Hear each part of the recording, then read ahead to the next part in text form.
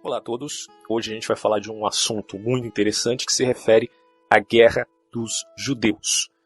A obra de Flávio Josefo, basicamente aqui eu vou falar do livro 5 e livro 6, são vários livros, que compõem esse cronograma histórico da Guerra dos Judeus pelo Flávio Josefo. Flávio Josefo obviamente tem mais livros, mas esse aqui dá um resumo básico do que foi e como ocorreu a queda do Templo de Jerusalém, aproximadamente ali no ano 70 depois de Cristo.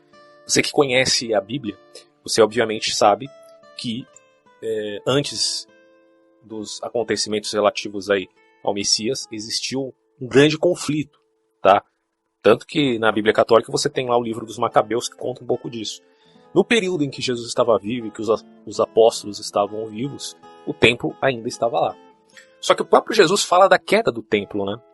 E no livro de Mateus, de Marcos e de Lucas, principalmente o livro de Marcos, que, segundo a crítica, teria sido o primeiro livro a ter sido escrito, que compõe também a ideia sintética dos outros dois livros, que é o de Mateus e de Lucas, embora o livro de Mateus e de Lucas tenha uma fonte que, ou seja, uma fonte que não está vinculada somente à obra do livro de Marcos, mas que tem a ver com elementos, com ideias que estão em outra fonte, porque coisas que estão tanto no livro de Mateus quanto no livro de Lucas não estão no livro de Marcos. Então, subentendendo que o livro de Marcos veio primeiro, obviamente a gente tem que chegar à conclusão de que existiu uma outra fonte, além do livro de Marcos, para que fosse produzido o livro de Lucas e o livro de Mateus, que inclusive não foi escrito exatamente por Mateus, ou exatamente por Marcos. Ou, no caso de Lucas, a gente até entende que sim. Então, nesse caso aí, é uma questão até de crítica textual que a gente pode trabalhar, mas é um assunto sempre muito interessante, é uma coisa que a maioria das pessoas que realmente levam a sério, o estudo referente aí às escrituras, fica se perguntando, mas ocorreu a queda do templo, que foi profetizado e tal, mas como isso se deu, como isso ocorreu? Bom, se você não sabe, obviamente isso não está na Bíblia, porém está aqui na obra do Flávio Josefo, né? Então acho que é fundamental o cara que tem interesse no assunto, que tem um senso crítico, ler as obras do Flávio Josefo para compreender essa questão que é fundamental, cara, para a gente compreender a questão histórica. Vale a pena porque, obviamente, ele foi uma testemunha ocular dos acontecimentos daquele período, certo? Ele foi contemporâneo, afinal de contas, um pouco mais jovem, se não me engano, do que Jesus e Paulo. Bom, então como o livro de Marcos, o livro de Mateus e de Lucas e o livro de João, segundo a crítica, ele foi o último a ser escrito. Tanto que o livro de João ele se distancia um pouco dos outros três sinóticos, né? Então, no caso do livro desses três livros primeiros dos evangelhos, alguns alegam que eles foram escritos depois da queda do templo, justamente por conta da profecia referente a essa queda, né? Porque, obviamente, a concepção da crítica textual mais materialista vai dizer, não tinha como eles saberem que isso iria ocorrer, né? Mas, se eu não me engano, existem livros apócrifos, que falam da queda do templo. Eu preciso confirmar essa informação, mas, se eu não me engano, eu já ouvi algo a esse respeito. Livros apócrifos que falam a respeito da queda do templo. Então, não é estranho pensar que Jesus tivesse falado da queda do templo antes de ocorrer, dados os conflitos que já existiam naquele período ali da Palestina, muito antes, inclusive, de Jesus nascer. Era uma situação assim de conflitos muito constantes, né? Desde os grandes impérios. Muito tempo atrás você tem Babilônia, você tem os medos e os persas, e você tem os gregos. Tá? Você tem Antíoco Epífanes, que foi um grande carrasco ali, também opressor do povo judeu, que na verdade queria helenizar aquele povo, tirar a sua cultura judaica e trocar por uma cultura grega, contaminando, os elementos fundamentais do judaísmo. E isso gerou muitos conflitos, inclusive aquilo que nós poderíamos chamar de sacrifício abominável, algo assim, que está relatado ali no livro de Daniel, que alguns dizem que teria sido escrito justamente por conta desses conflitos macabaicos. Mas isso é outra história referente à crítica, tá? Então vamos trabalhar aqui a ideia do Flávio Josefo, muito interessante, com base no que ele realmente disse, ok? Bom, Tito, depois de percorrer, como havíamos dito antes, o deserto que há do Egito, eu estou partindo do livro 5. Se você quiser conhecer mais a respeito da Guerra dos Judeus, lê do livro 1 em diante. Lê do livro 5 até a queda. Então, Tito, depois de percorrer, como havíamos dito antes, o deserto que há do Egito até a Síria, chegou a Cesareia, onde havia decidido reunir as tropas. Enquanto esteve na Alexandria, colaborando com seu pai na consolidação do império que acabava de receber das mãos de Deus, segundo Flávio Joséfo, aconteceu que a insurreição em Jerusalém, que então havia recobrado seu esplendor, se dividiu em 3 facções que guerreavam entre si. Então existiram 3 facções lá em Jerusalém que guerreavam entre si para receberem a incumbência de guerrear posteriormente contra Roma. Entre essas pessoas malvadas, podia-se dizer que este fato foi um bem e um ato de justiça. Já falamos com detalhes sobre o ataque dos zelotes contra o povo, os famosos zelotes, né? Que eram os guerrilheiros de Israel daquele período, digamos assim. Que suponho ser o começo da tomada da cidade, como surgiu, e que nível de maldade eles alcançaram. Né? Espírito revolucionário, filho, tem seus traços até mesmo no primeiro século. Ninguém se equivocaria se dissesse que desta revolta nasceu outra, como uma fera, que raivosa por falta de carne alheia consome sua própria carne. Eleazar, lembre-se que são 3, né? Eleazar, a facção de Eleazar, a facção de João e a facção de Simão. Eleazar, filho de Simão, outro Simão, que desde o princípio havia separado os zelotes do resto do povo judeu, reunindo-os no templo, a partir deste momento estava aparentemente indignado com os crimes frequentes de João, a facção de João. Pois isso aqui não tem nada a ver com João do Evangelho nem com João Batista, pelo amor de Deus. Pois este não parava com as suas matanças, ainda que em verdade não tolerasse estar submetido a um tirano mais jovem que ele. Pelo desejo de um poder absoluto e pela ambição de impor sua autoridade, se separou dos demais revolucionários, chegando a levar consigo Judas, filho de Quelcias, e Simão, filho de Esrom, ambos pessoas notáveis, além de Ezequias, filho de Cobaris, homem famoso. Cada um deles estava acompanhado de muitos zelotes. Apoderando-se do recinto interior do templo e colocaram suas armas em cima das portas sagradas. Sentiam-se seguros porque tinham provisões muito grandes, né? Provisões abundantes. Com efeito, havia muitas oferendas sagradas para pessoas que achavam que isso não seria ímpio, mas tinham medo porque eram poucos e ainda assim, na maioria das vezes, ficavam sem se mover neste lugar. Por sua parte, João era superior em número de homens, facção de João, na mesma proporção que era inferior pela posição que ocupava. Tinha os inimigos sobre sua cabeça, de modo que os ataques que fazia contra eles eram perigosos e por causa de seu ódio não podia ficar quieto. Apesar de sofrer mais danos que os que infligia aos homens de Eleazar, não permanecia inativo. Eram frequentes suas incursões e os ataques de flechas. O templo estava manchado por todos os lados pelo sangue dos mortos. Quem contaminou o templo com derramamento de sangue, então, se percebe, foram as facções judaicas. Simão, filho de Jora, ou de Orá, a quem o povo, em um momento de desespero, com a confiança de que o ajudaria, havia chamado para que viesse à cidade como seu próprio tirano. Controlava a cidade alta e a maior parte da cidade baixa, e assim atacava com mais vigor as tropas de João, pois estas eram atacadas pelos que estavam em cima.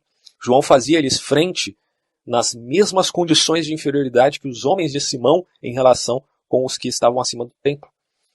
Por isso acontecia que João, atacado pelos 2 bandos, causava e recebia golpes com a mesma facilidade. A superioridade que os homens de Eleazar tinham sobre ele, por encontrarem-se em um lugar mais baixo, tinha ele também sobre Simão por sua posição elevada. Assim, repelia com suas mãos vigorosamente as investidas que vinham de baixo, enquanto que rechaçava com máquinas de guerra os lançamentos que fazia do alto do templo.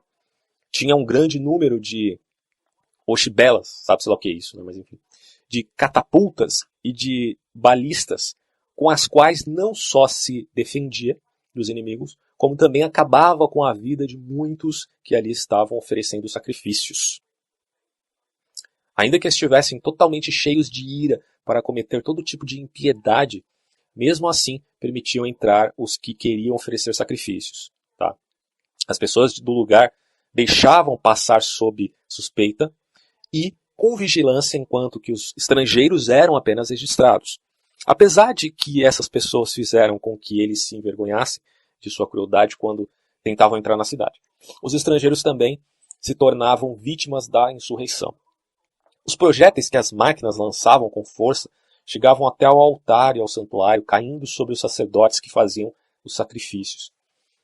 Muitos dos que vieram dos confins da terra até esse lugar famoso e sagrado para todos os homens caíam eles mesmos diante de suas vítimas e banhavam com seu próprio sangue o altar que era venerado por todos os gregos e por todos os bárbaros. Os cadáveres dos estrangeiros se mesclavam com o dos habitantes do país, os dos leigos com os dos sacerdotes.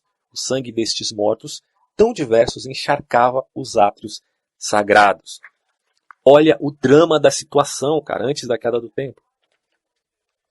Será que você, a mais desdita das cidades, teria padecido uma desgraça tão grande por parte dos romanos, que entrariam para purificar com fogo os ódios internos do seu povo? Já não era e nem poderia ser o lugar de Deus, de uma vez que se converteu em tumba de cadáveres de seu próprio povo e que fez do seu templo um cemitério de uma guerra civil. Talvez de novo pudesse encontrar-se bem se alguma vez chegasse a se reconciliar com Deus que devastou você. Essa até é uma prescrição do pensamento judaico, né? Sempre que ocorre uma desgraça, porque o povo inevitavelmente estaria em pecado. As regras da historiografia me obrigam a reprimir os sentimentos, pois não é o momento de lamentos pessoais, mas de relatar os acontecimentos. Por isso, vou contar os fatos que se sucederam nesta revolta. Aí ele vai falando aqui, né? Obviamente que eu não vou ler tudo, porque é imenso o livro aqui. Imenso não, até é curto, mas por um vídeo a gente tem que dar uma resumida. Bom, João, quando era atacado por um e ou por outro, dirigia seus homens nas duas direções. Os pórticos lançavam flechas contra os que subiam da cidade, com máquinas repeliam os que lhe lançavam jabalinas do alto do templo. Já se viu, né? Se em alguma ocasião os que estavam em cima o deixavam em paz, já que muitas vezes estes eram obrigados a parar pela bebedeira e pelo cansaço, lançava-se então com mais segurança e mais homens contra Simão. Como norma, em qualquer ponto da cidade que se dirigisse, ateava fogo às casas, cheias de trigo e de todo tipo de provisão. Os caras acabaram com a provisão deles mesmos. Por sua parte, quando João se retirava, Simão fazia o mesmo e os atacava. As facções lutando, acabando um com a provisão do outro. Parecia que estes destruíam de propósito que a cidade havia preparado para o assédio dos romanos e cortavam os nervos de sua própria força. Você vê, quando a ira toma conta, se ela não for bem trabalhada, ela traz à tona apenas a força da ação, sem inteligência nenhuma. Os caras acabaram com a própria provisão. O resultado foi que todos os arredores do templo foram arrasados e a cidade se converteu em uma zona deserta entre os dois bandos que se enfrentavam em uma guerra civil. Todo o trigo foi queimado, exceto um pouco que não lhes seria suficiente para um longo assédio, por exemplo, do ataque romano de Tito. É incrível, né? Porque quando você lê, por exemplo, a Arte da Guerra do Sun Tzu, você vê que há necessidade de ter estratégias muito bem específicas, há necessidade de você fazer uma logística, principalmente quando você corre risco de vida diante, obviamente, de uma guerra. E os caras caíram em muitas facetas que são ali esclarecidas e deflagradas no livro da Arte da Guerra do Sun Tzu. Por exemplo, a guerra civil, obviamente, vai acabar com o país, né? Hoje você vê isso ocorrendo na Síria. Obviamente que lá são facções, são milícias, são pessoas muitas vezes pagas para lutar lá, mercenários, né? Outros supostamente ideólogos de uma lei pura islâmica chamada de Sharia, mas essa é outra história. Bom, deste modo caíram vítimas da fome, o que precisamente de nenhuma forma haveria ocorrido se eles mesmos não houvessem causado isso. Enquanto a guerra se estendia por todos os lugares da cidade, pelas mãos dos conspiradores e da ralé, o povo que estava no meio era despedaçado, como se tratasse de um grande cadáver. Os anciãos e as mulheres, desesperados pelas desgraças que ocorriam dentro da cidade, desejavam que viessem os romanos e que a guerra estrangeira os livrasse dos males internos. Aí você vê, né? Ah, coitado dos judeus, perderam tempo. Eu não estou dizendo de forma geral, eu, muito pelo contrário, não tenho nada de antissemita, até porque eu defendo muito a cultura judaica, mesmo em detrimento, né, daquilo que a gente poderia chamar de cristianismo, mas eles cometeram erros gravíssimos. Não só, eu não vou nem entrar no mérito, como o Flávio José coloca aqui, do pecado do povo, isso é outra história, mas são erros estratégicos de inteligência militar que você percebe lendo o livro, são muito claros, né? O espanto e o medo terrível se apoderaram dos bons cidadãos, pois não viam que fosse o momento oportuno para decidir uma mudança, nem tampouco existia a possibilidade de um acordo ou sequer a possibilidade de fugir para quem quisesse fazê-lo.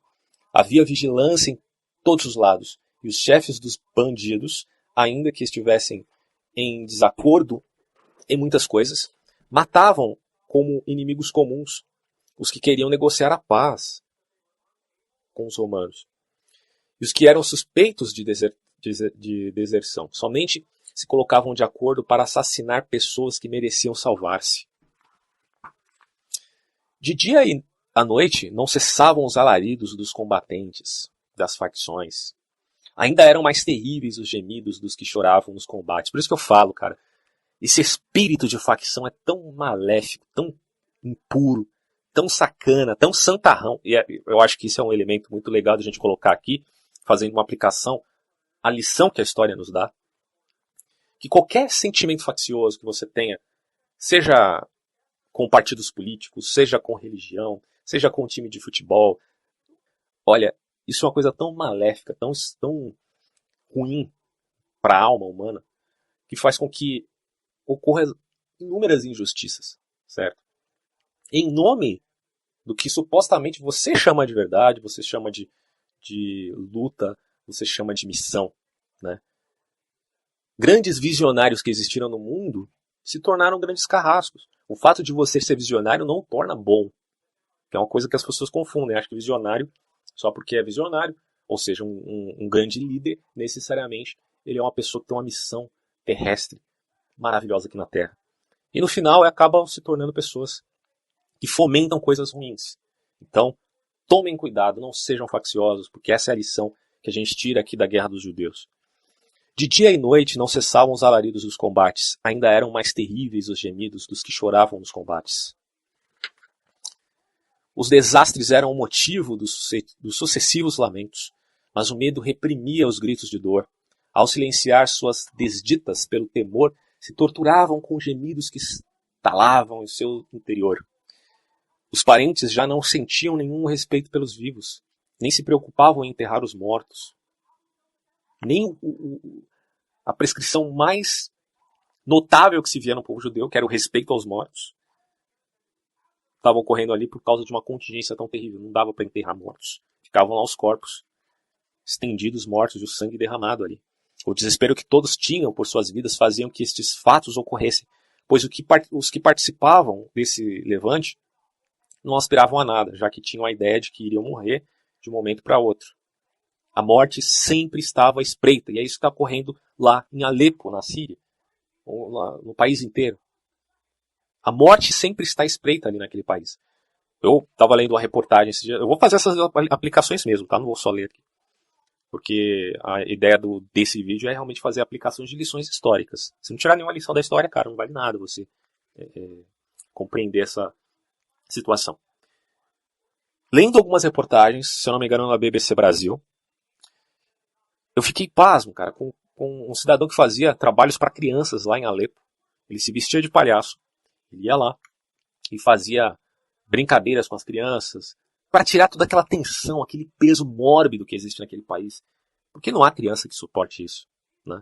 As crianças querem fantasiar, querem brincar, querem se divertir, querem aprender coisas novas.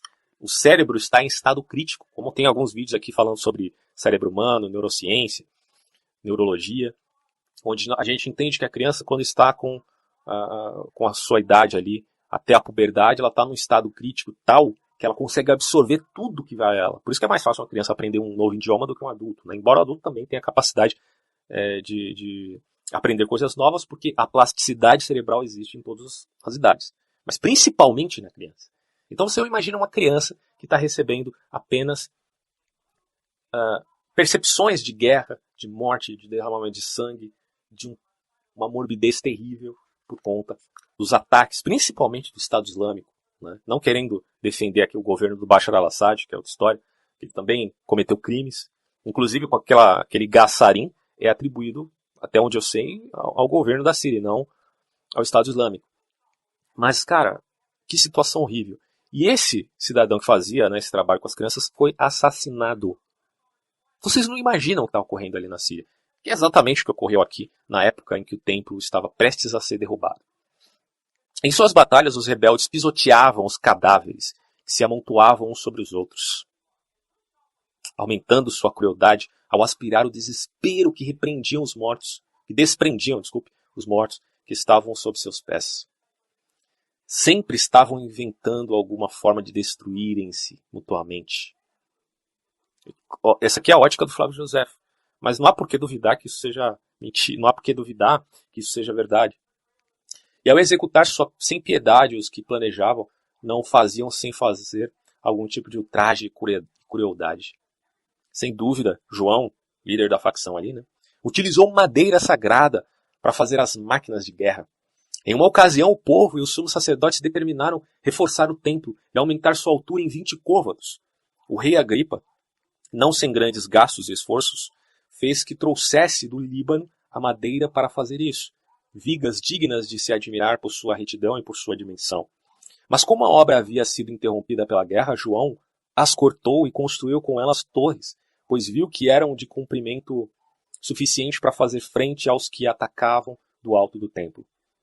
Levou as torres para a parte de trás do recinto e as ergueu ali, em frente ao portal do lado oeste,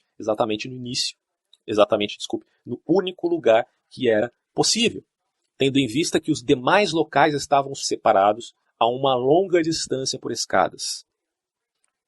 Aí ele vai falar agora sobre Tito, que começa a se aproximar de Jerusalém com o seu exército romano. Levava 3 legiões, que antes haviam assolado com seu pai a Judéia, além do 10º legião de Céstio, que antigamente havia sido derrotada. Esta última, que por seu valor havia sido famosa em outros lugares, marchava agora para vingar-se com mais ardor ao recordar o que havia padecido anteriormente. O Flávio José até coloca antes aqui, acho que é importante ler isso também, peraí. Com essas máquinas confeccionadas à base da impiedade, João esperava vencer seus inimigos. Deus fez que seu esforço fosse inútil, antes que houvesse mandado algum de seus homens às torres. Tito, depois de reunir consigo mesmo uma parte do exército e ordenar que o resto se concentrasse em Jerusalém, saiu de Cesareia. Mandou a 5ª destas legiões reunir-se com ele atrás de Emaús e a 10ª que subisse para Jericó. Enquanto isso, ele partiu com as tropas que foram acrescentadas com um destacado número de aliados dos reis e importantes tropas auxiliares da Síria. Também se uniram aos soldados que estavam com Tito as 4 legiões de Vespasiano, havia destacado os efetivos que haviam enviado com Messiano à Itália. Foram 2.000 soldados escolhidos do exército de Alexandria e 3.000 da guarnição de Eufrates. Tibério Alexandre era o mais apreciado de seus inimigos por sua fidelidade e sua perspicácia.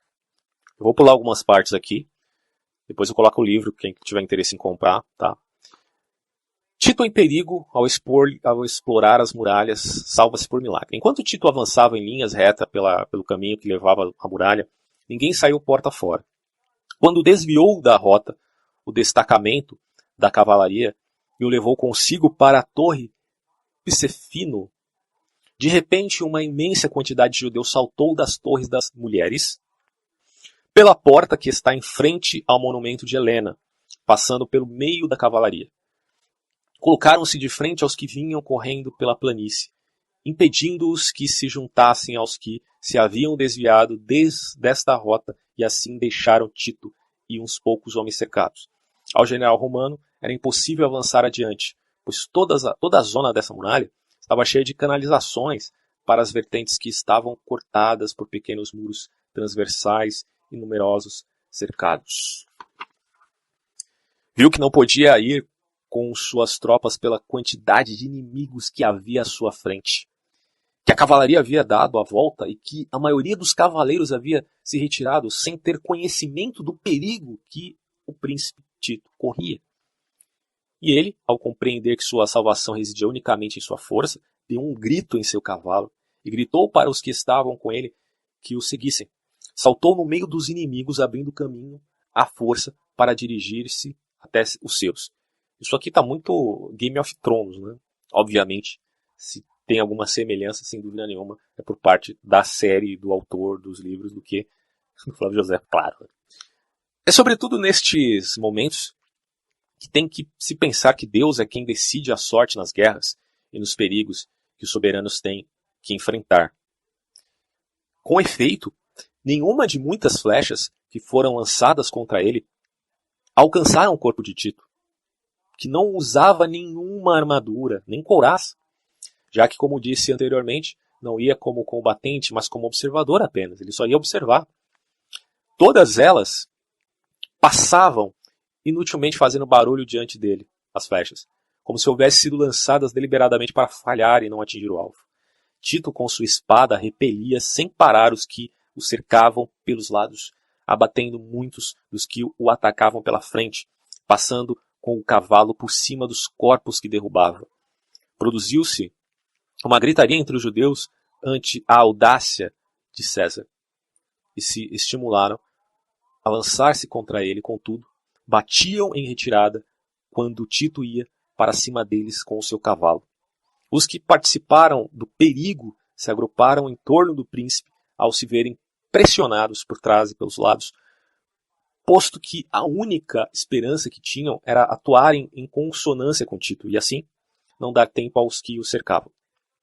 Morreram 2 dos soldados que estavam mais distantes dele, um que foi cercado com seu cavalo e morreu a flechas, e outro que caiu, deram-lhe a morte e levaram seu cavalo. Tito se refugiou com os demais, são e salvo, lá no acampamento. Dessa forma, entre os judeus que haviam obtido a vitória no primeiro ataque, uma irreflexiva esperança exaltou seus ânimos e um êxito passageiro os deixou plenos de valor para o futuro. Realmente, os judeus não estavam com muita sorte. Sorte entre aspas, né? Bom, agora ocorre o seguinte. As 4 legiões romanas elas vão se acampar em frente aos muros de Jerusalém. Tá? Então, César, como se havia unido a ele, a legião, né, que havia chegado à noite, proveniente de Emaús, levantou dali o acampamento no dia seguinte e partiu para o lugar chamado Escopo, de onde se via a cidade de Jerusalém e a resplandecente magnificência do templo. Trata-se de uma pequena elevação que se une com a cidade pelo lado norte e que, por este motivo, recebe o nome de Escopo, de acordo com a sua etimologia.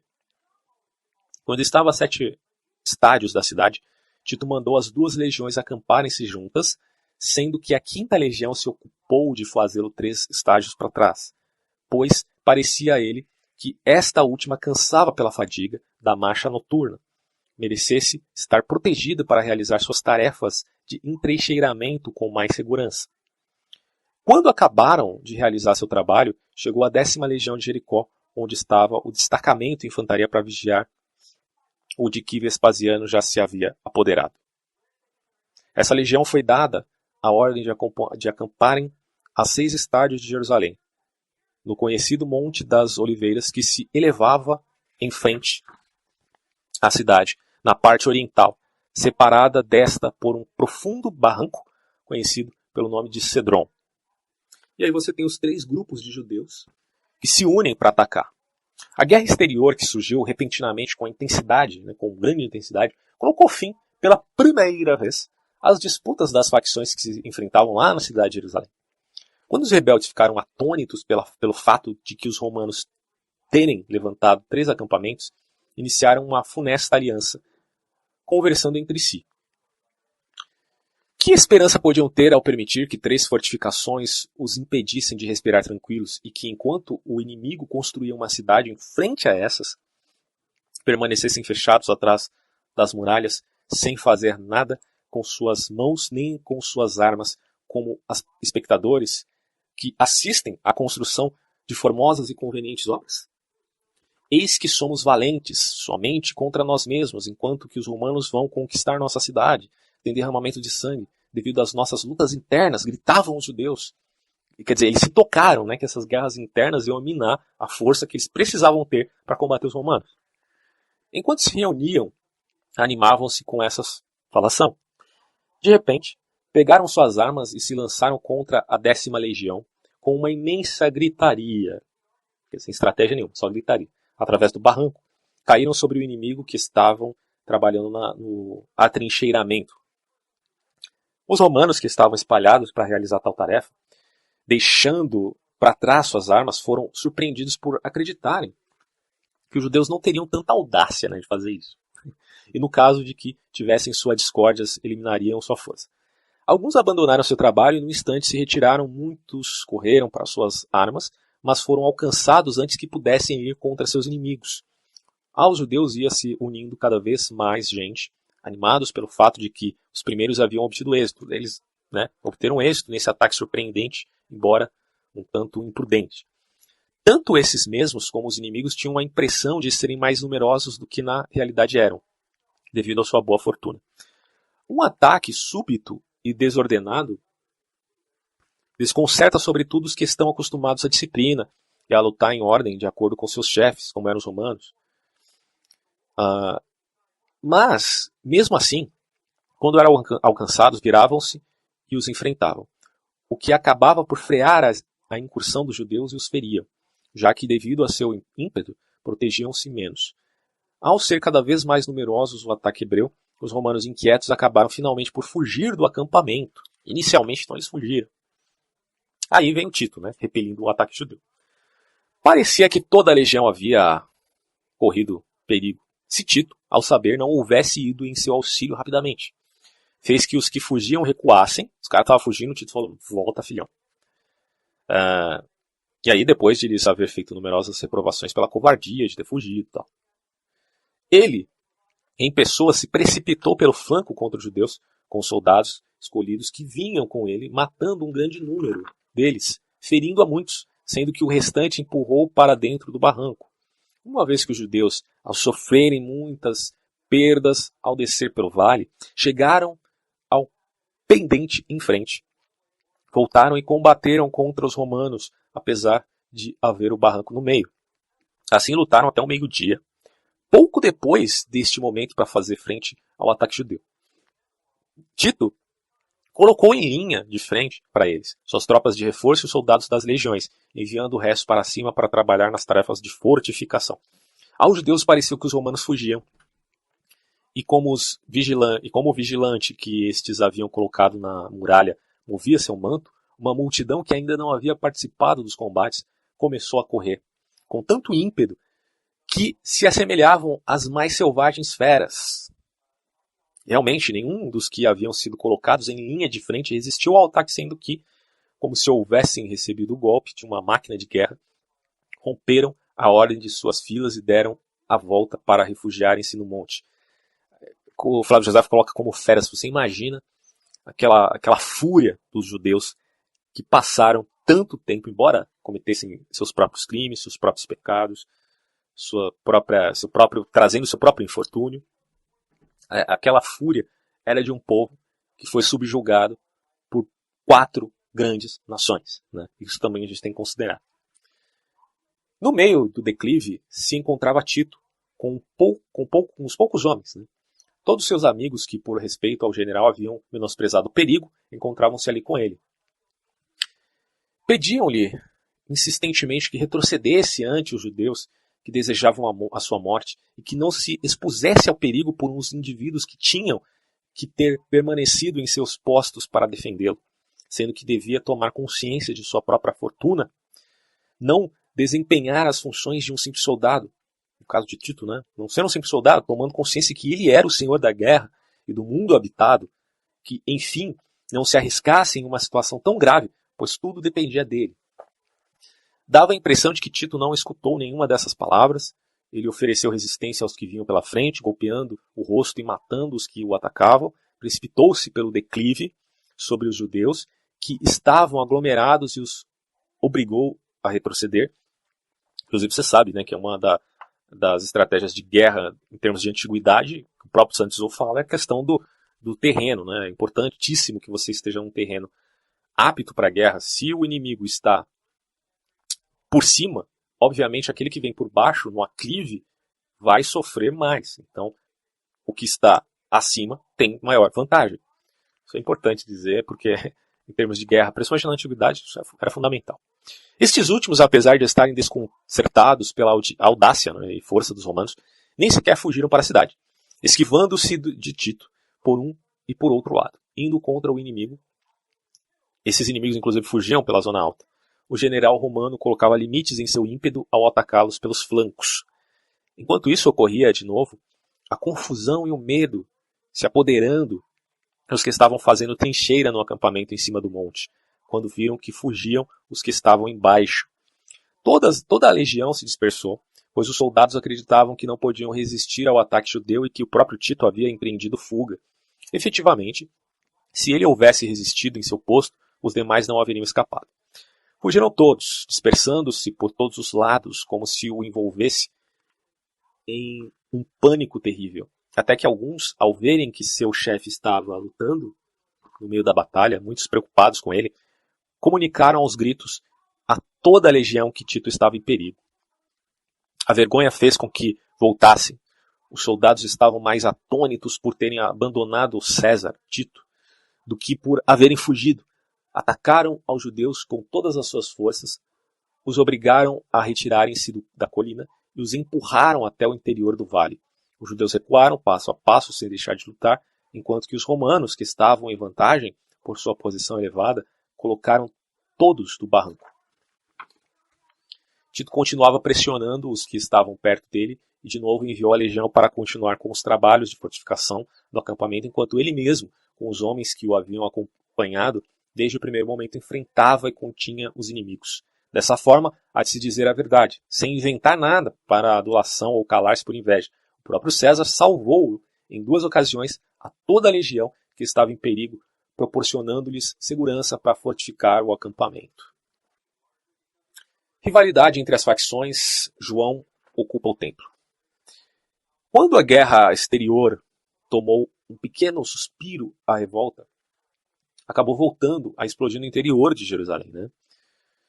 Então, a guerra externa deu uma parada, volta a guerra interna. Ao aproximar-se o dia dos ázimos, pães ázimos, no 14º dia do mês de Jântico, no qual os judeus relembram a primeira saída do Egito, os partidários de Eleazar abriram as portas do templo e receberam as pessoas do povo que queriam entrar para fazer suas orações. Por sua parte, João utilizou a festa para encobrir suas maquinações, ao menos conhecidos de seus homens, que na maioria estavam se purificando. Entregou armas que foram escondidas debaixo das roupas e os enviou rapidamente ao templo para que se apoderasse dele antes que chegassem os demais. Quando esses estavam dentro, tiraram os mantos que os cobriam e assim apareceram armados. No mesmo instante explodiu uma tremenda confusão e alvoroço ao redor do templo. O povo que estava à margem da revolta pensava que o ataque era dirigido a todos sem distinção, enquanto que os zelotes pensavam que iam somente contra eles. Estes deixaram de vigiar as portas, saltaram das almenas antes de entrar em combate e fugiram aos subterrâneos do templo.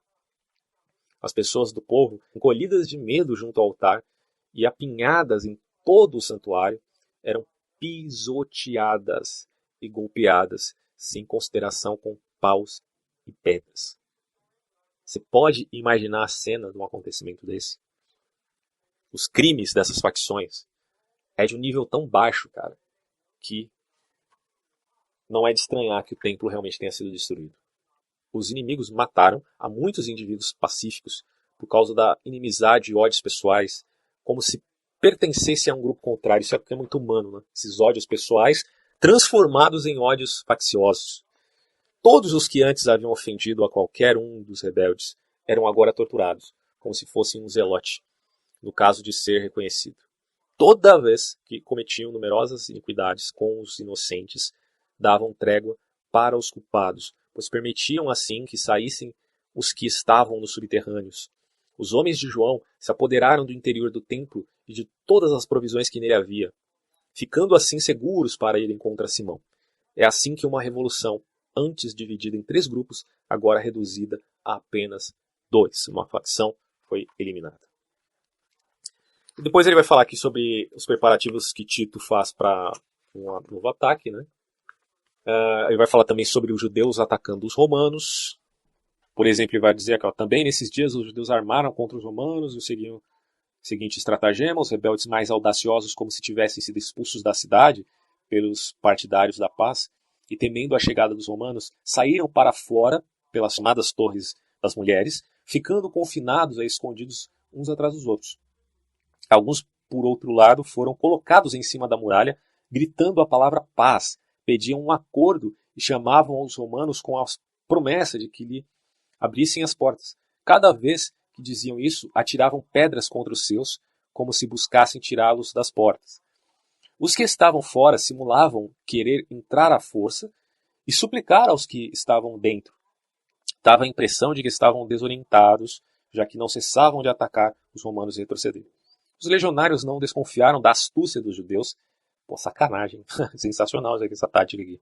Sendo que se dispuseram a entrar em ação, pois acreditavam que a uns tinham em suas mãos preparados já para receber seu castigo, confiando que os outros lhes abririam as portas.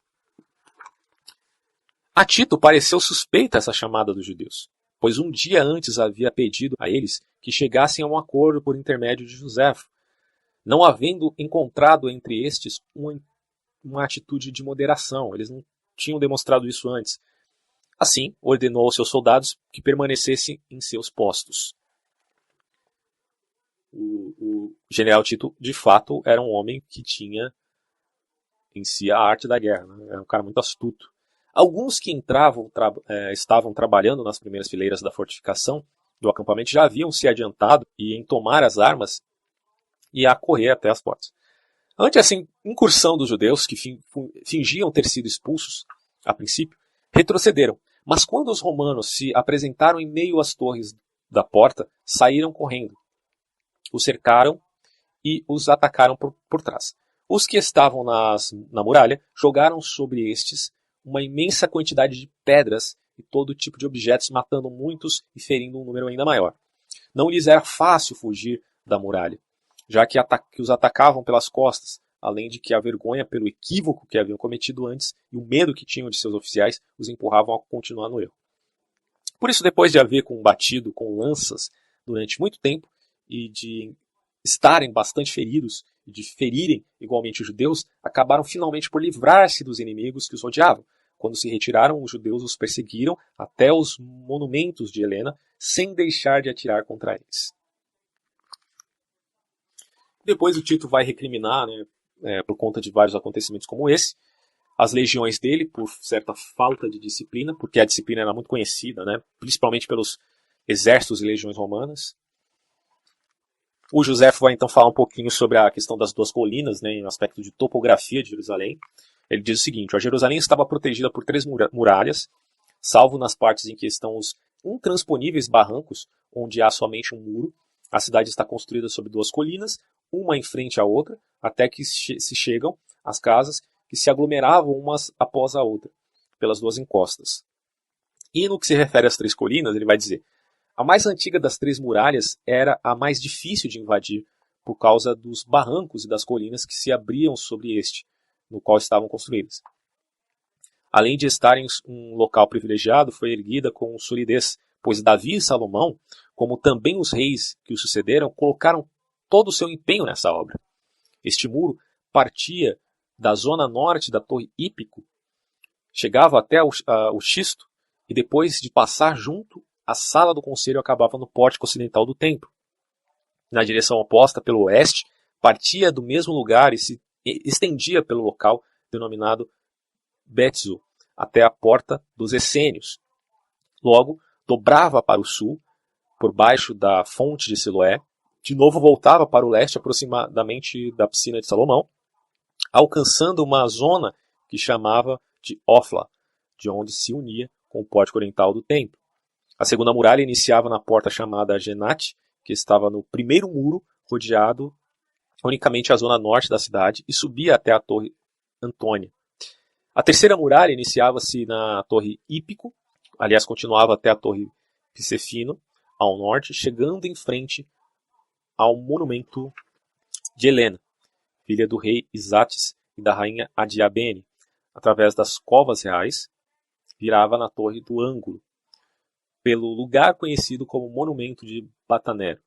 Logo se unia à antiga muralha e acabava no lugar chamado Barranco de Cedron. Depois ele vai falar aqui das torres. Aí eu aconselho você a ler o livro mesmo para ter os detalhes.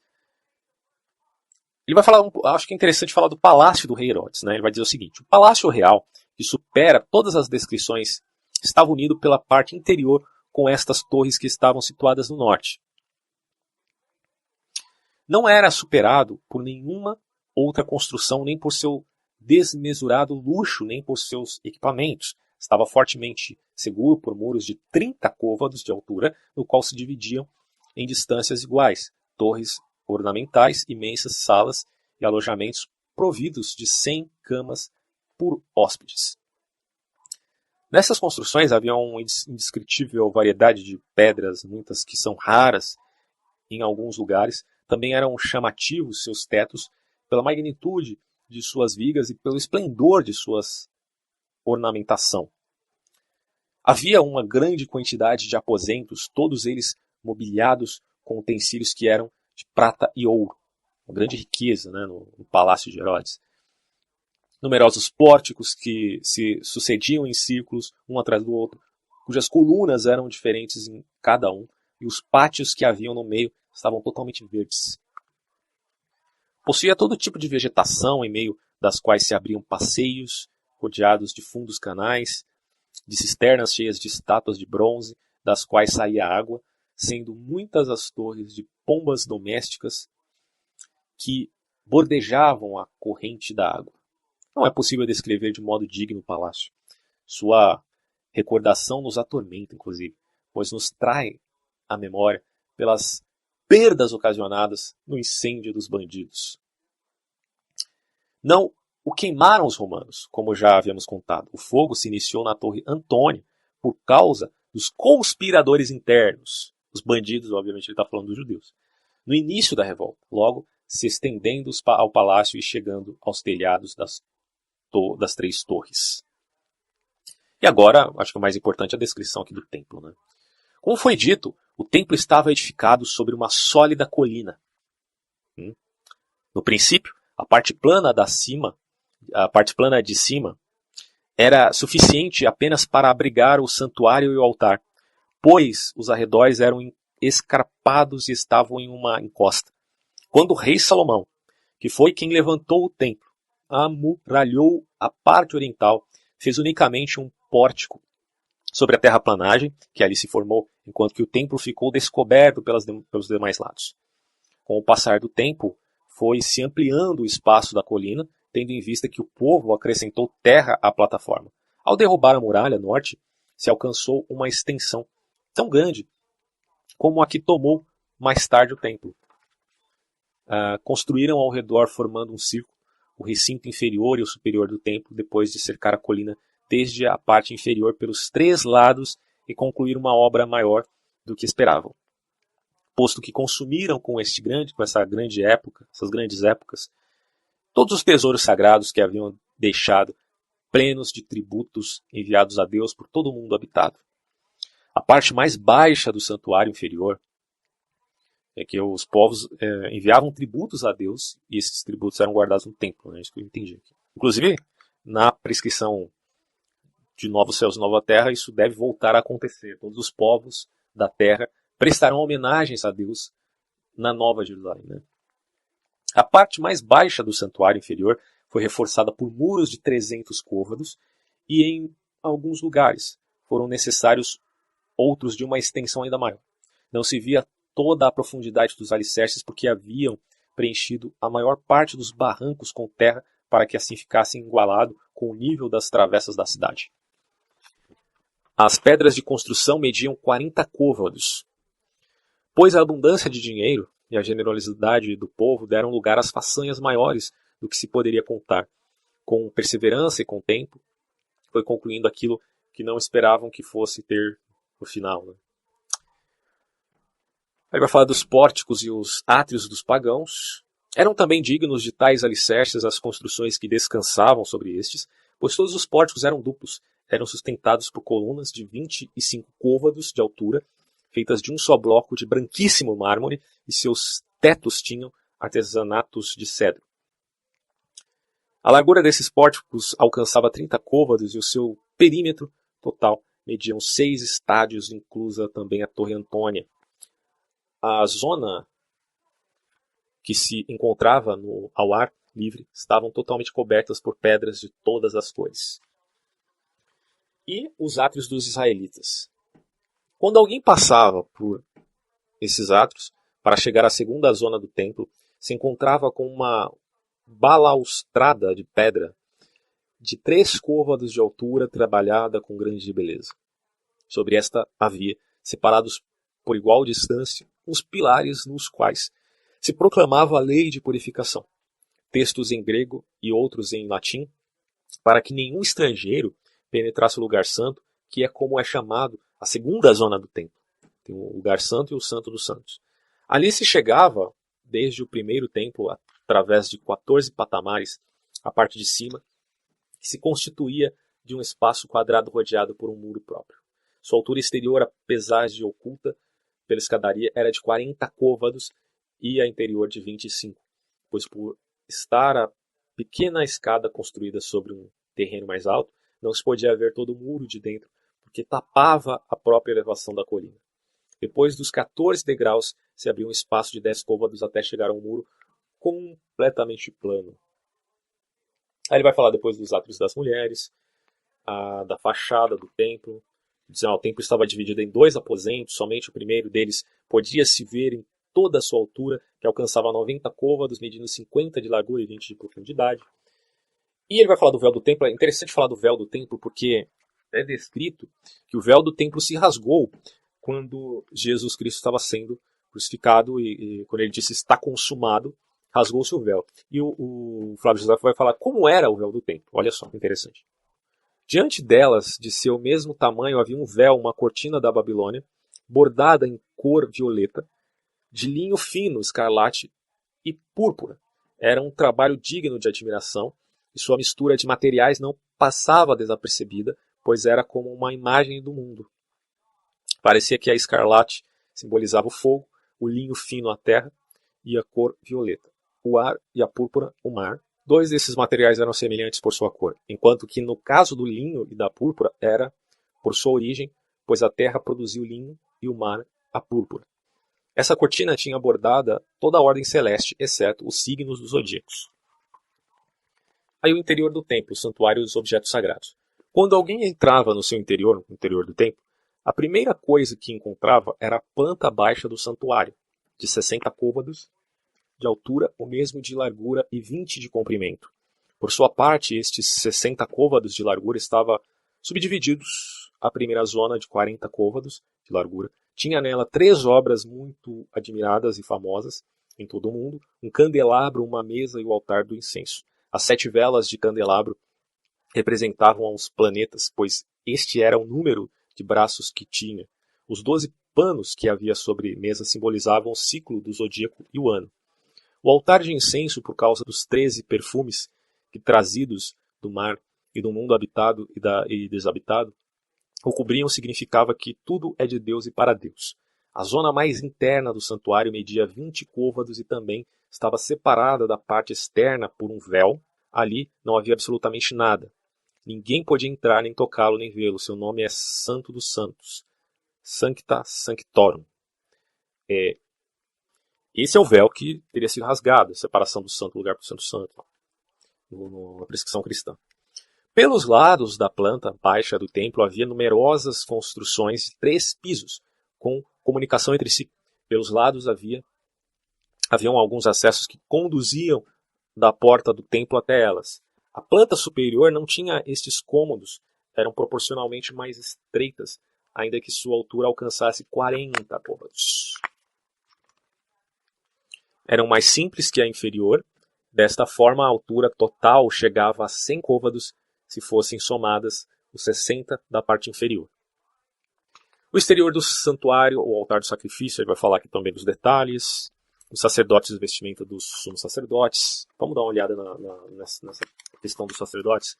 Talvez seja interessante. O que, apesar de pertencerem a uma família sacerdotal, não exerciam suas funções litúrgicas devido a algum problema físico. Estavam na parte interior do parapeito com os sacerdotes que não tinham nenhuma enfermidade e recebiam as partes do sacrifício que correspondiam à sua estirpe, ainda que estivessem vestidos à paisana, pois somente o que oficiava os atos litúrgicos podia colocar a vestimenta sagrada, a vestimenta especial. Os sacerdotes, que não tinham nenhuma impureza, subiam ao altar dos sacrifícios e ao santuário revestido de linho fino, abstinha-se sobretudo do vinho puro, por temor religioso, para não cometer nenhuma transgressão na liturgia. O sumo sacerdote ia com eles, mas somente no 7º dia da semana, nos dias de lua cheia e nas festas nacionais e nas solenidades nacionais que reuniam todo o povo. Oficiava as cerimônias com calções que cobriam suas pernas e partes pudendas em cima uma túnica cor de vinho e sobre ela um manto de cor violeta que chegava até os pés. Tratava-se de uma vestimenta bordada com uma franja em sua parte baixa. Todas as prescrições estão na Bíblia, né? Tem lá em Levíticos. Desta franja pendiam sinetes de ouro e romãs, que alternavam entre si. Os sinetes simbolizavam o trono e a romã o raio. O lado em que se prende a túnica ao peito tinha 5 franjas bordadas de diversas cores, ouro, púrpura, escarlate, além do linho fino de violeta, como também estavam tecidas, como já dissemos, as cortinas do templo. Levada também um éfode, com as mesmas misturas de cores, porém com mais ouro. O éfode, na verdade, traduzido do grego epomis, é uma roupa distinta do sumo sacerdote, pois era a parte superior de um vestido sem mangas. Tá? Seria esse o significado. Na frente do éfode haviam outras 12 pedras dispostas em 4 fileiras, 3 em cada uma delas, ônix, topázio, esmeralda, rubi, jaspe, safira, ágata, ametista, opala, ônix, berilo e crisólito. Sobre cada uma delas também estava gravado um dos nomes das tribos de Israel.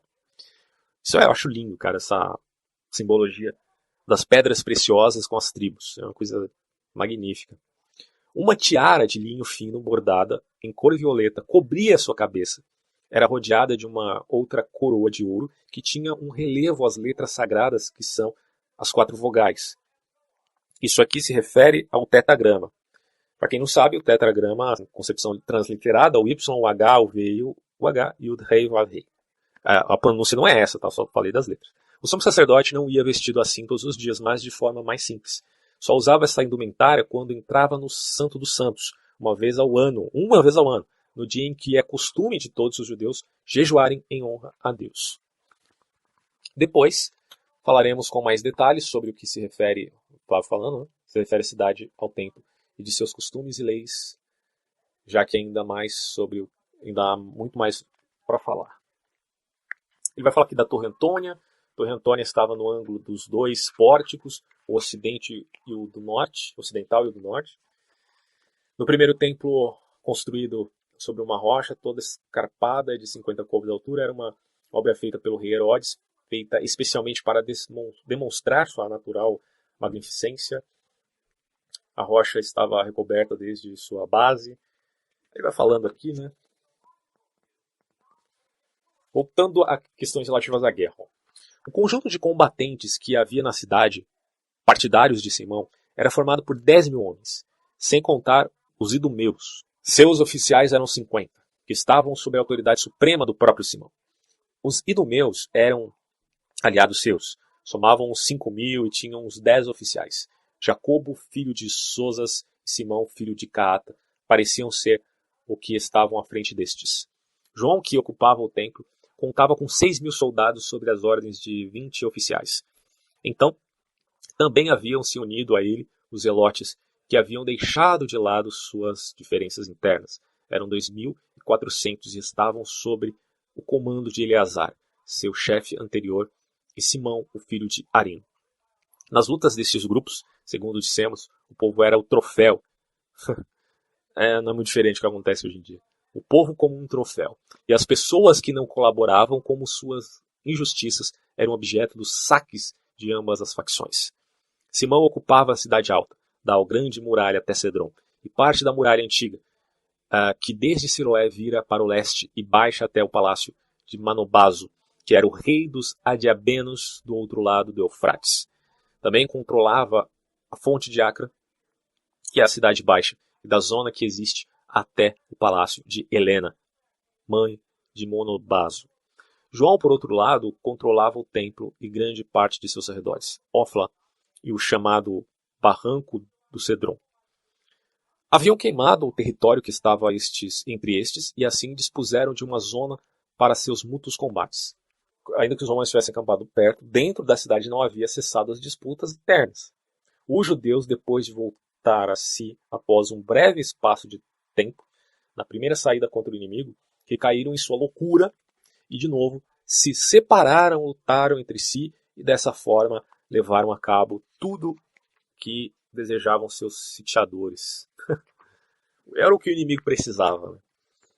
Com toda a segurança, não sofreram nas mãos romanas nada pior do que fizeram a si mesmos. Nem a cidade foi objeto de novas desgraças. Padeceram a pior das sortes e o que se apoderaram desta se fizeram um imenso favor. Aí Tito vai atacar.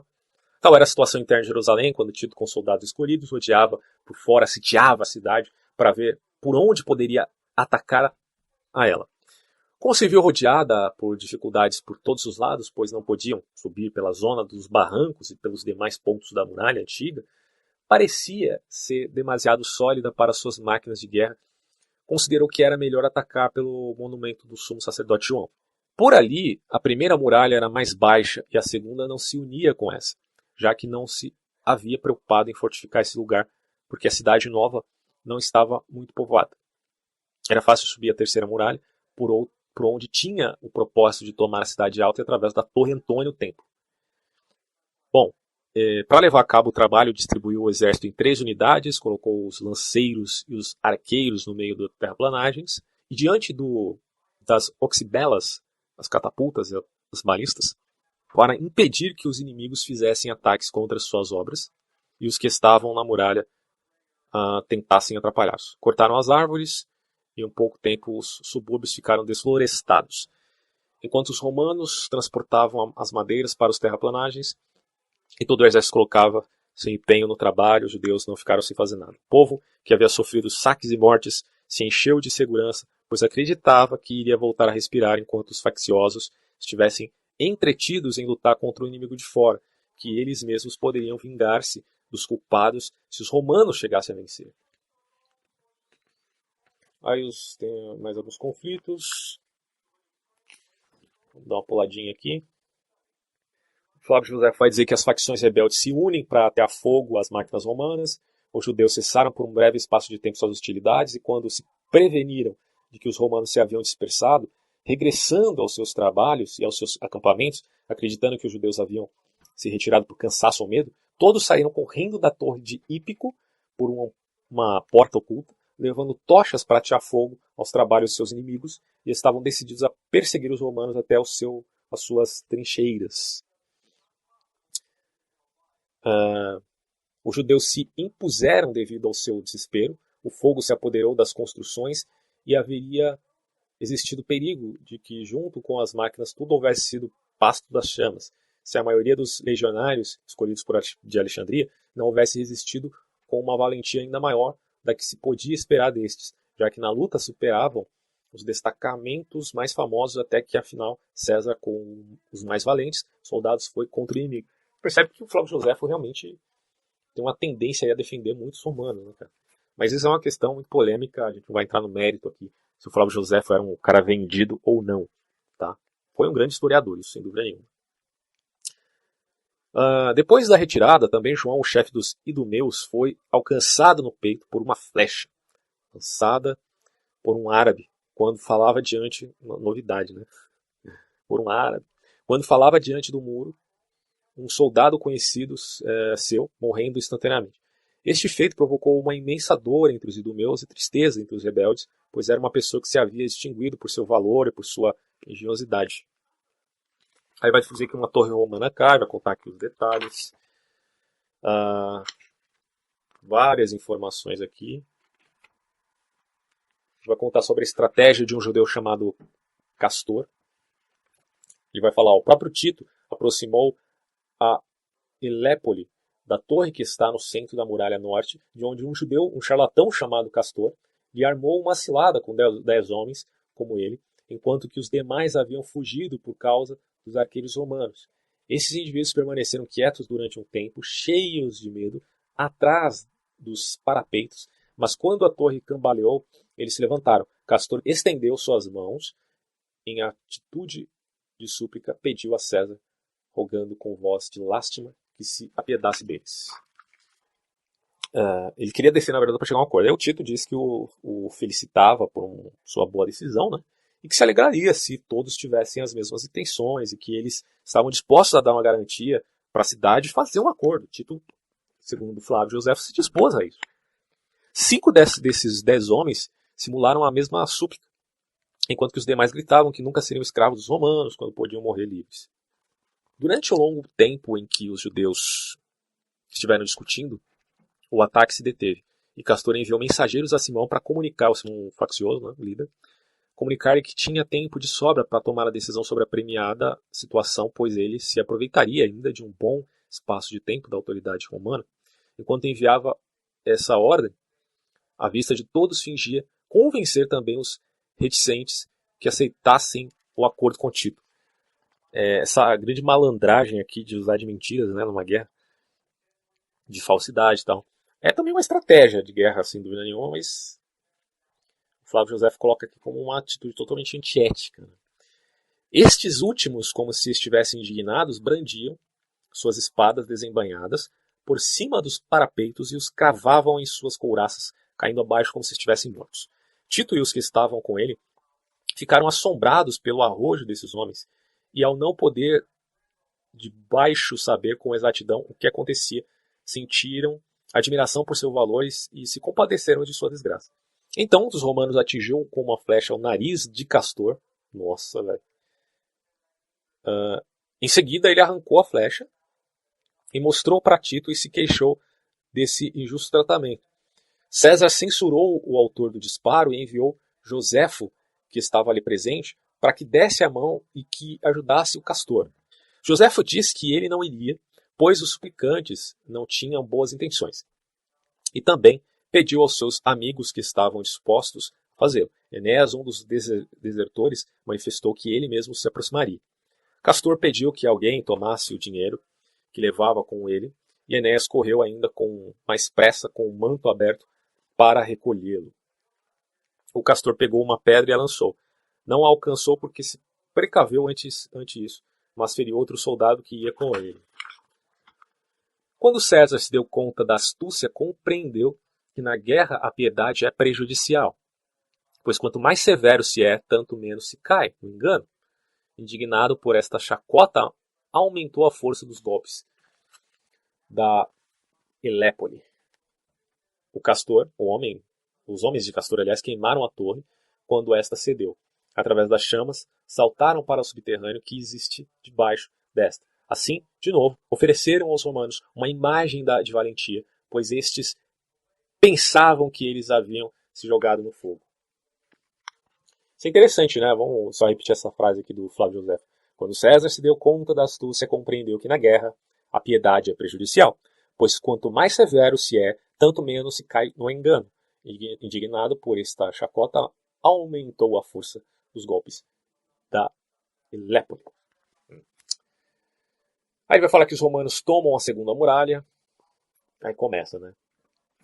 César tomou essa muralha por este ponto 5 dias depois de ter conquistado a primeira delas. Os judeus fugiram dali e Tito penetrou com 1000 soldados com os homens escolhidos, sua guarda pessoal pela zona da cidade nova, onde estavam as tendas de lã, as ferramentas dos ferreiros e o mercado de telas, e por onde as ruelas baixavam obliquamente até a muralha. Ele vai contando aqui, né, os rebeldes ameaçavam de morte a qualquer dos cidadãos que mencionasse a rendição, assassinavam os que falavam de paz, olha só, o que os rebeldes judeus faziam. Assassinavam os que falavam de paz e atacavam os romanos, espíritos zelote, né, que já estavam dentro da cidade, já tinham penetrado a cidade. Alguns saíam ao seu encontro pelas ruelas, outros das casas e outros saltavam pelas portas de cima fora da muralha. Eu pulei aqui várias passagens, né? Mas se você ler o livro do Flávio Josefo Guerra dos Judeus, você vai compreender isso claramente com os detalhes. Gritavam aos que estavam dentro rodeados por todos os lados de inimigos, e os de fora tinham medo por seus companheiros abandonados, dado que os judeus eram cada vez mais numerosos e tinham uma superioridade maior por seu conhecimento das ruelas. Feriram muitos romanos, e muitos romanos caíram sobre eles e os empurraram para fora. Os rebeldes acreditavam que a destruição do povo seria um alívio para esses mesmos, pois consideravam que somente mereciam salvar-se os que não queriam paz, olha só, e preferiam viver contra Roma. Por outro lado, se alegravam de que se consumisse a multidão contrária de seus propósitos, que para eles era como um estorvo. Aí você entra uma questão muito delicada, muito difícil de se lidar.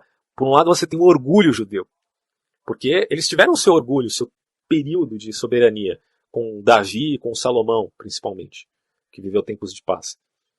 De repente, eles são levados cativos com a promessa de libertação posterior. As tribos são dispersas. Israel é tomado cativo até antes de Judá. Judá é tomado cativo pelos babilônios. Aí fica lá a Babilônia. Depois os medo-persas permitem que os judeus voltem e reconstruam o templo.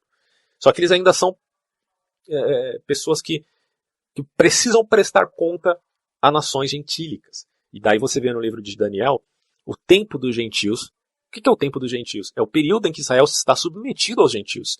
E que os gentios dominam o mundo.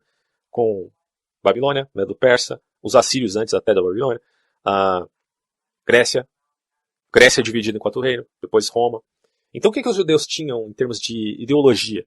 Eles queriam acabar com o tempo dos gentios. Como isso não ocorreu com Jesus sendo o Messias, porque Jesus inevitavelmente foi morto, e muitos acreditavam, obviamente, na ressurreição de Cristo como uma promessa mais espiritual, aqueles que queriam um Messias guerreiro entendiam, e aí surgem as facções, né? Aí eu vou tomar conta e vou agir pela minha própria força.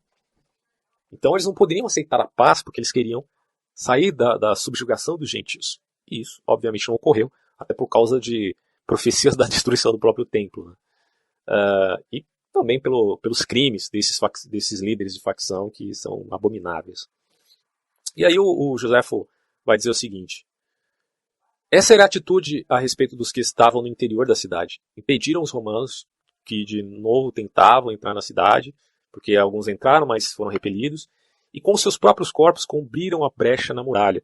Durante 3 dias sua defesa resistiu com força, mas no 4º dia não puderam fazer frente ao enérgico ataque de Tito, sendo que se viram forçados a refugiar-se onde estavam antes. De novo, é interessante notar que eles taparam as brechas com o próprio corpo, né? Incrível. De novo, César se apoderou da muralha, destruiu imediatamente toda a sua parte norte e, após colocar guardas da torre, do lado sul, planejou o ataque à 3ª muralha. Tem uma questão aqui relativa à suspensão do cerco, que ele vai falar o seguinte: Tito considerou oportuno assegurar o cerco durante um tempo e dar aos rebeldes um momento mais de reflexão para eles desistirem, pois por si a destruição da 2ª muralha e o medo da fome os faria render-se, pois seus saques não seriam suficientes. Assim mesmo, ele se serviu destes descansos para seus próprios fins, foram obstinados. Tanto que na Bíblia é dito que a obstinação é quase uma idolatria, né? Quando chegou o dia em que teriam que distribuir o pagamento dos soldados, ordenou aos oficiais que fizessem ordem a batalha e distribuíram o dinheiro a cada um de seus homens no lugar visível, os inimigos, tal. Vamos ver aqui. Toda a antiga muralha e o corredor norte do templo estavam cheios de espectadores. Podia-se ver casas cheias de pessoas que se somavam para observar e não havia um ponto da cidade que não estivesse repleto de gente. Um terrível espanto se apoderou inclusive dos mais audazes quando viram reunido todos os exércitos inimigos, a beleza de suas armas e a boa ordem de seus soldados. Pareceu-me que os rebeldes teriam mudado de ideia ao contemplar aquilo. Não fosse o fato de não terem mais esperança de obter o perdão dos romanos por causa das grandes males que tinham cometido contra o próprio povo. consideravam que era muito melhor morrer na batalha do que serem castigados com a pena capital e deixassem de lutar. O destino impunha que os inocentes morressem junto com os culpados, que existiam, claro, muitos inocentes na cidade dos rebeldes. Construções da terraplanagem para tornar a terceira muralha. Joséfo exorta os judeus à rendição. Olha só que interessante. Joséfo foi à muralha tentando estar fora do alcance dos disparos, em um lugar onde ele pudesse escutá-los. Fez numerosas súplicas para que não desperdiçassem suas vidas e o do povo, para que não deixassem perder sua pátria nem o templo e para que não fossem mais sensíveis que os estrangeiros com eles. Pois os romanos respeitavam o que é sagrado para o inimigo, ainda que não participassem disso, e até agora se abstiveram de tocá-lo, no sagrado. De outro lado, os judeus se dispunham a destruir seus bens sagrados, os que foram criados entre eles, e os únicos que desfrutariam em caso caso se salvassem. Além do que, viam que havia sido derrubadas suas muralhas mais sólidas e que a que restavam eram mais fáceis de tomar que as outras. Sabiam que era irresistível a força dos romanos e o fato de estarem escravizados a eles não era algo desconhecido para os judeus. Se é bonito lutar em defesa da liberdade, o Flávio José falando, interessante, é preciso fazê-lo desde o princípio, em troca. É próprio de homens que buscam a morte mísera e não de pessoas que amam a liberdade e colocar-se agora sob o jugo depois de ter submetido e de ter obedecido durante muito tempo. Em verdade também, tem que desprezar os senhores que são inferiores aos outros, mas não aqueles que têm em suas mãos todo o mundo. Quais regiões têm escapado ao poder romano, exceto aquelas que não têm nenhuma utilidade pelo calor e por causa do frio que faz nelas? A fortuna está de seu lado, por todas as partes, e Deus que leva o poder de um lado e outro, agora se encontra na Itália. Bom, é uma concepção do Joséfo, né? Quer dizer, poder, claro, o poder dos gentios é dado aos romanos e acabou.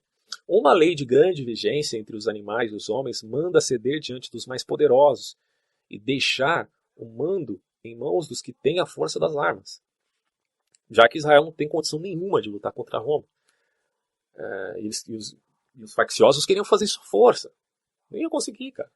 Por isso, seus antepassados não tinham o poder de Gideão, né, que com 300 soldados conseguiram vencer os exércitos. Não aconteceu.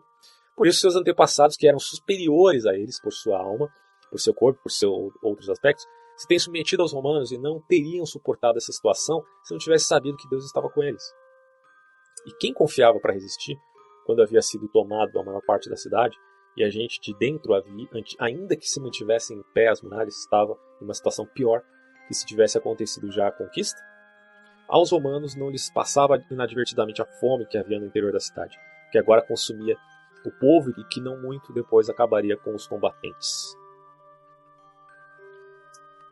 Joséfo acrescentou que era melhor mudar de opinião antes que ocorresse algo irreparável e optar por um caminho de salvação enquanto ainda era possível, já que os romanos não lhes guardariam rancor pelo sucedido, os perdoariam, a menos que persistissem em sua insolência até o final, isso não ia acontecer. Então os romanos, por natureza, eram benignos na vitória e punham seus interesses diante de seus sentimentos de ira. Não sei, né? Mas se for partir do título, talvez. É meio complicado, né, cara? Por que eu falo que é difícil você entender que falar do romanos de maneira generalizada como sendo dominadores bonzinhos? Não que o Flávio José tivesse dito isso mesmo. Mas os romanos perseguiram de uma maneira extremamente cruel, e a gente conhece a história, os próprios cristãos, né? Então é estranho você ter tantos elogios aos romanos aqui, mas enfim, dado o contexto, eu não li toda a obra de Joséfo, então é importante também levar isso em conta.